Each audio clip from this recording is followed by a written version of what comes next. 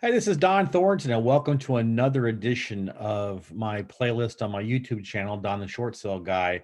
This is Short Sale Stories again, and I want to talk to you about a short sale that we completed recently over in Citrus County, which is about 3 counties north of Tampa on the West Coast if you're scoring at home or even if you're alone. This is I'll give you, I'm going to share my screen here and give you a little background on it. This is the house.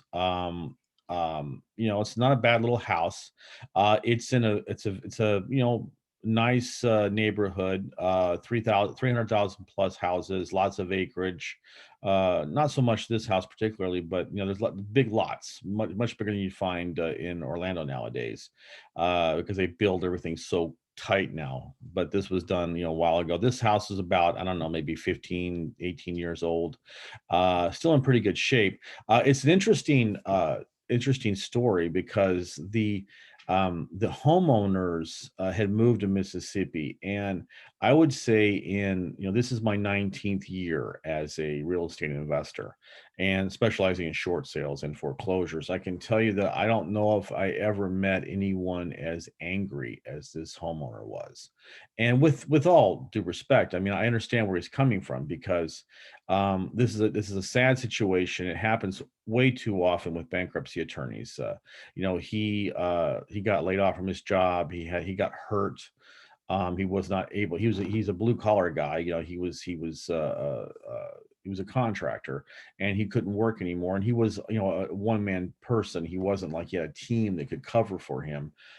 Excuse me. So he was got in a bad way, and he just he had a hard time for basically about a year. He couldn't work, and I guess they ended up just saying, they tried to work with the bank wouldn't help him out, so they got an attorney. They filed bankruptcy, but what happened was they moved to Mississippi with family, and so they filed the bankruptcy in Mississippi, and then of course they had to include the bankruptcy with the Florida property in the bankruptcy. Well, as what normally happens in bankruptcies, they did not the bankruptcy attorney did not let them know that once the bankruptcy's finished, the property's still in their name. And they were thinking, okay, well, we've got 7 years to get by, and then we can qualify for a new mortgage. And the bankruptcy attorney did not disclose that only the clock starts only when that mortgage is paid. So they don't this house was declared in bankruptcy. It was vacant. They had some squatters move in, and it was just a nightmare scenario for them. And they thought they were out from under it, and then it just sat empty for almost 2 years. And then when the foreclosure was filed in September, you know, they were just apoplectic. They were just like they couldn't believe it. And I reached out to them, and I mean, this guy screamed at me for 30 minutes one time, just venting, just venting pure angst and rage and so forth because of what happened. And it was very hard for him to understand that, you know, I had to be the voice of reason and tell him, look, I'm very sorry about this, but your bankruptcy, uh, it took care of your mortgage responsibility to pay it, but it did not pay it off. And you're still the owner, and it's going to go through the foreclosure process. If you don't do anything, it might be another 8 to 10, 12 months before it actually goes to foreclosure. And then what's most likely going to happen is that it's going to be bought by the bank, and they're going to throw it up as a real estate owned property. And it won't be until that house actually sells and the more whatever mortgage is whatever proceeds they get from the sale of the house will go towards the mortgage. At that point in time, it will be off, it'll be closed. And only then does the clock start to tick on that mortgage. So it's 7 years from the time the mortgage is paid off, not from the bankruptcy. So he didn't respond to me for a month.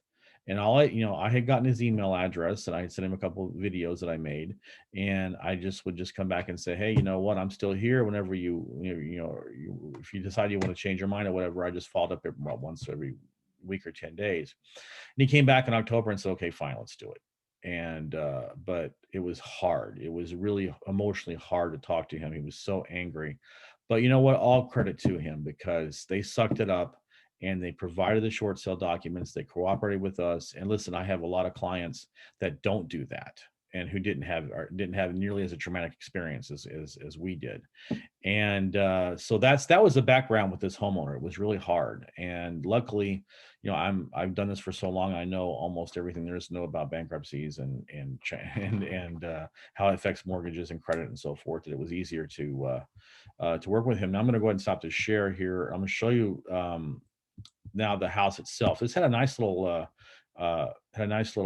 mother-in-law uh, suite slash semi garage back here that was actually kind of cool. Don't know about the cell tower here, but that was an interesting attribute to it. But whatever. But getting to the actual discount, so you see the property wasn't in bad condition. There was a couple things that we were able to hang our hat on when it came to trying to get discounts. So you can see here on the back, and I'm going to go ahead and share my screen again. You can see here on the back part of the roof, this is actually where the back bedroom is. And if you go over here to the left, if you keep going to the left, you'll get the back patio. But you can see how the shingles were coming up here. Let me stop my share, and I'll show you another picture. Okay, let me share my screen.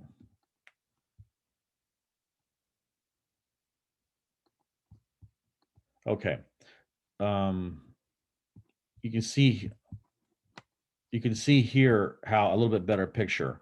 And it's hard to see, but when you're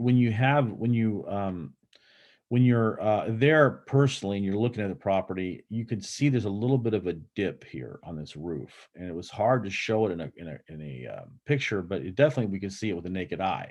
So what I normally do in situations like that is I go inside and see if there's anything that would corroborate that inside. And so I'm going to go ahead and share my screen and show you that right around where that dip is.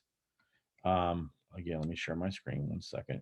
Right where that dip is, you can see there's a ceiling crack. Okay.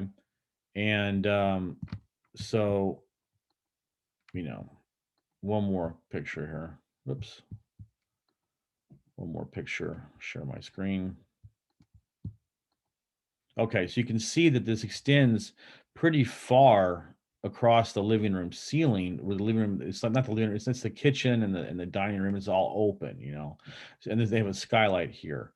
So, you know, the roof age, like I said, was its original roof, 15 to 18 years old. I don't remember off the top of my head, but it was kind of in that zone where kind of could be due for a new roof, because there's really no shade around it, so you got the sun beating on it all the time, which diminishes or shortens the length of a roof. And so we were able to make the case that this definitely did needed a new roof, and the bank needed a discount for that, and that was really what we hung our hat on. And like I said before, um, that's not the only reason why we get discounts. It's maybe 30% of the reason, but it helps to have it. Obviously you're 30% ahead of the game if you have something that you can try to hang your hat on when it comes to value disputes with the bank. Now we went through a couple buyers before we were able to reach the point where we got the bank down low enough to where a deal could be done, and that's the main thing. So but all's well that ends well, and this was right down the wire, because this closed and the auction date was 10 days later.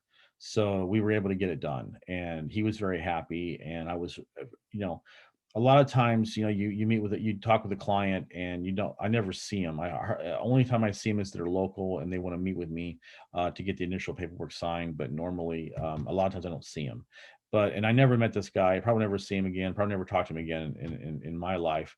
But I was so happy that I was able to help him, because at least it gave him closure. They could stop. The suffering was over, and they could start building again. And that's really what's rewarding about short sales, when you do it, when you have those kind of experiences, when you help homeowners out that way. And I hate real bankruptcy attorneys. They just do a horrible job telling people what the consequences are of their actions. You know, I haven't seen very many bankruptcy attorneys that actually will tell people the truth. So anyway, that's the short sale story for this one in Citrus County. Hope you enjoyed it. I will continue posting these because I like to talk about what works and what doesn't. So anyway, I hope you subscribe. Thank you.